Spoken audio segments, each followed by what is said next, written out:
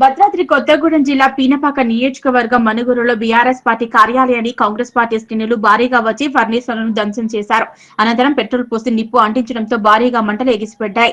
గతంలో BRS party అధికారంలో ఉండగా తమ పార్టీ కార్యాలయాన్ని ఆక్రమించారని, పీనపాక నియోజకవర్గ కాంగ్రెస్ పార్టీ నుంచి రేగా కాంతారావు గెలిచిన తర్వాత బీఆర్ఎస్ లోకి వెళ్లిన కాంతారావు కాంగ్రెస్ కార్యాలయాన్ని బీఆర్ఎస్ పార్టీ కార్యాలయంగా మార్చి ఆక్రమించిన నాటి ఎమ్మెల్యే రేగా కాంతారావు ఇప్పుడు కాంగ్రెస్ అధికారంలోకి రావడంతో మళ్లీ పార్టీ కార్యాలయం వివాదం తెరమీదికి వచ్చింది. కాంగ్రెస్ కార్యకర్తలు బీఆర్ఎస్ కార్యాలయం ఫర్నిచర్ ధ్వంసం చేసిన అనంతరం నిప్పు పెట్టారు.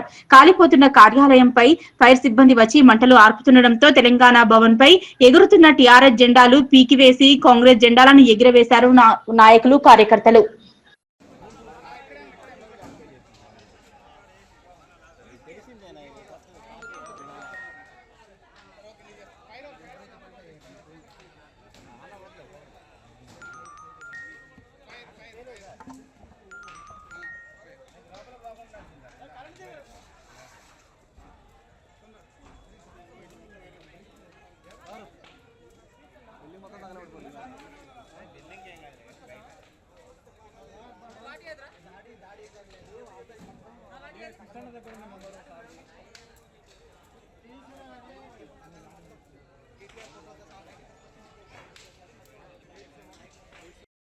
ప్రజల కష్టం మేరకు మా కార్యకర్తల కష్టం ప్రజలు కూడా కాదు.